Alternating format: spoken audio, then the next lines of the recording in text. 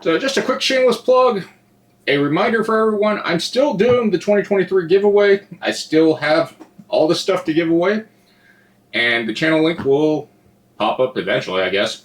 But other than that, check it out. And like I said, when I hit 100 subscribers, I will give away this to one lucky winner chosen at random. 500 for all that. And then this Valkyrie for Lords of Ragnarok and these extra distilled tokens. Probably somewhere in the middle of another 100 or 50 mark. But let me know what you guys think.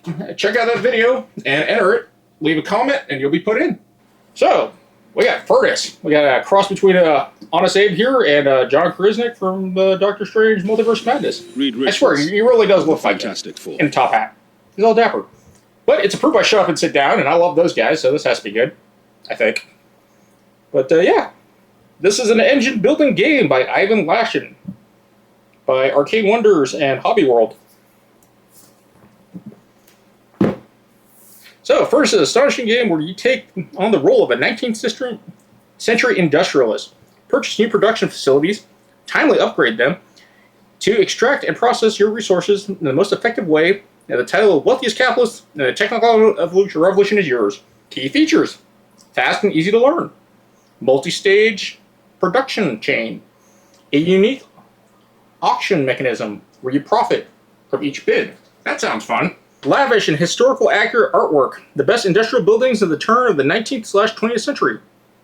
So inside this box we have 36 compartment cards, 5 startup cards, 5 capitalist cards, 17 capital discs, 40 coal cubes, 20 iron bars, 15 oil drums, 1 die, 12 upgrade tokens, 61 money tokens, 4 multiplication tokens, 4 player color tokens, first player token, and round counter.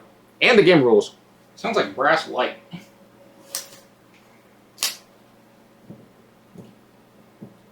Good old handy Benchmade. Oh, and the time frame. This is 2 to 4 players, ages 12 plus, and roughly 30 to 60 minutes. So that's a lie. Box is fairly light. We have our rules.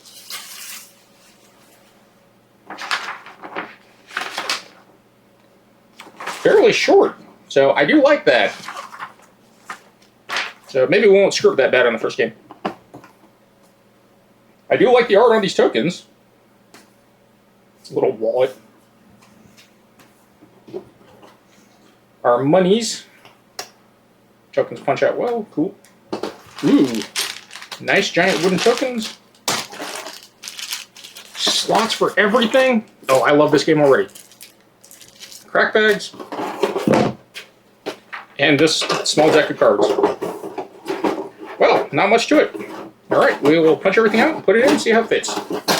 BRB. Well, I'm actually pleased to say this is a delightful surprise for me, because I usually never get this in a game box. But look, all the cards are sleeved. They fit in. They even have a finger hole, or a hole for your finger. Then they give us extra crack baggies. I don't know about separating out the coins, since they can all kind of be there. We got some really weird parts. These player tokens. We have the top hat, of course, because Monopoly Man has to be everywhere. The red wallet for Mr. Moneybags. The I will slap you to a duel gloves. And they have to be white, of course, white gloves. And the gold pocket watch. So, I don't know, there's some symbology there. We have this weird thing that is a turn marker tracker that is the worst gear I've ever seen. But, it works. I don't know what this Imperial Eagle thing is for. It's a first player marker. First player marker. We have our two-sided multiplication tokens.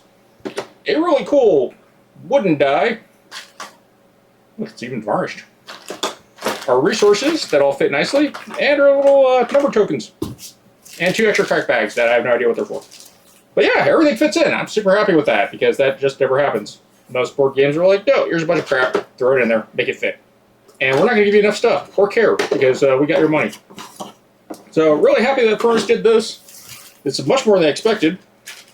So, we're going to get our first game in, and I'll be back with the first impressions. So, this is a typical setup for Furnace.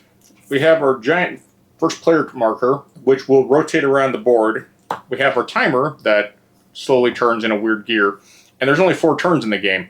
So, everyone's going to get first player at least for 1 round. And then we have our player tokens. For some reason they're there. I'm not exactly sure what they're for. But the really cool thing is these wood markers. So in Furnace, you're working on a bidding system. And the highest one will get it. And a unique mechanic is the losing bids get what's called compensation. So they will get these rewards. As the winner of the bid, though, you will get this factory location. And this is the back side of the card that shows you what the card does when you upgrade it. Once you upgrade it, this bottom part will be highlighted, and you'll start producing those rewards. So Furnace is really interesting because you kind of have to figure out what you want to do with your starting industries. There's 5 industry cards, and there's 5 different characters. And this is just the 4-player layout. Depending on your player count, you can have 6 to 8 cards out, and it starts in order, so you want to decide what are your plans. So if you put the 4 out, you're going to guarantee to get whatever it is. So a good location like that if you want to produce a lot of iron. Then I go to the second player, and they will probably throw it there or whatever, and so on and on.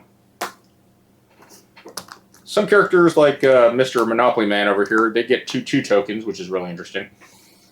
But then, by the rules, you can't have, I think there's one character that allows you to put multiple of your tokens on a board with the same token. So you can't put the same number tokens, so you can't put a 4 with a 4, and you can't put an extra one of your tokens there for one you're bidding on.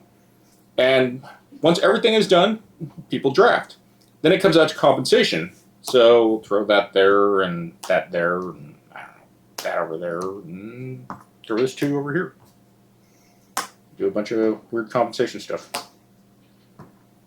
And sometimes you'll get stuck where you can't put out another marker because you just don't have the value. And that's where it comes into a little bit of strategy of what you want to win.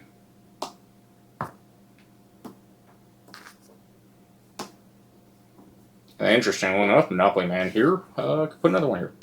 So going in order, 3, which is the gloves over there, would win this, but then 2 can get twice the compensation instantly, so they can get 2 coal twice, so they get 4 coal. And this would go as compensation to them. And it continues on that way. Really interesting bidding system. I really like the mechanic of how you can actually turn stuff over, and because of the compensation amounts. So if you really want something, you're probably not going to get compensated very well. But if you can put another marker like this 3, that's 6 coal right there. That's 2 iron, and this is 2 iron to actions to turn iron into oil. So really, really neat system. All right. So the goal of the game is basically making the most money by activating your locations in an efficient order to get the best resource. So it is engine building in a really unique way, and I really like it. Usually you get resources from your compensation losses so you can start your engine building, but I've put some aside just to show you how this works. So there is a variant you can activate from left to right, but we're just doing the regular variant. So here, we need some resources. We'll activate this. We don't get the bottom part, which is spend a gear to get $5. You can do that twice. But instead, we'll activate it to get 2 coal. So it generates 2 coal now. We have an iron, we have 2 iron, 2 coal, and we have a gear. So how are we going to get super efficient is we would take our resources, that being activated, we'll activate this next, which will give us a gear. This gives us 2 gear on top of our coal and the 2 iron we have. So we're going to do this bottom action here now. We're going to spend 2 gears and 2 coals, because we can do that as many times as we like. And we're going to upgrade this facility and this facility. And now that they're upgraded, we get the bottom action. So don't have a gear to sell for 5, but I do have iron to spend. So I can spend the 2 iron, or I get 2 iron.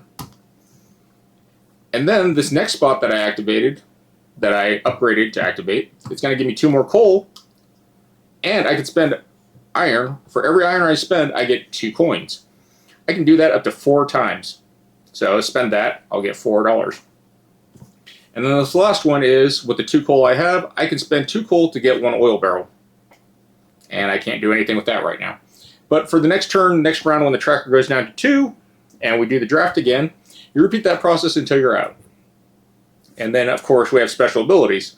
So if I had a ton of iron sitting around, especially if I've been setting up using like abilities like this allows me to repeat actions on a card again. So spending 2 gold to do that, it's pretty strong. And that's pretty much the gist of the game. At the end of it, there is order operations. This is one of those games that you really need to have a no backsies rule, but it works out really well. It's not super long, and it doesn't overextend its time on the table, so I really like that. And the art is actually pretty good. Doesn't always fit the time periods. So here we have our 5 industrialists. We have this person here that once per production phase, you may spend 2 gold to resolve a card action again. Really strong. We have this bearded dude. Whenever you get a compensation, consider your dice being 1 higher. So that's really helpful because you can turn a 1 into a 2 to get double the actions. During your auction phase, you may place your discs without following the 2 placement rules. The values are not summed up. If there's a tie, you get compensated. Really strong for stealing.